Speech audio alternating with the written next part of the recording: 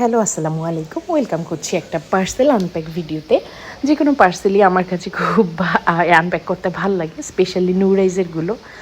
তো নুডলসের জন্য কিছু খাবার নিয়েছিলাম জাফরিন আপুর পেজ থেকে।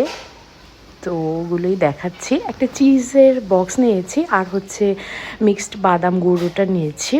এটা বিভিন্ন খাবারে বিভিন্ন সময় ইউজ করা যায়। ফেনি মিক্সের মধ্যে বা একটু সুজি রান্না করলে ওটার মধ্যে দেয়া যায়, বা আদার্স আরও কিছু খাবারের মধ্যে দেয়া যায়। আর চিজটা আমি এর আগে কখনোই দিইনি নুডলসকে, ফার্স্ট টাইম দিব এরকম চিজটা। বাটার বা ঘির সাথে তো ও অভ্যস্ত হয়ে গেছে। এখন এটা দিয়ে দেখবো আর কি কেমন কি হয়, বা কখন কীরকম কি খাবার রান্না করে দিব চিজ দিয়ে বা এগুলো দিয়ে। তো ওগুলো শেয়ার করব আপনাদের সাথে। আপনারা কিন্তু নিতে পারেন ওনাদের কাছ থেকে খাবারগুলো মানসম্মতই মনে হয়েছে আমার কাছ থেকে। আমি অনেকবার নিয়েছি যেহেতু এটা ল্যাবরেটরি টেস্টেড।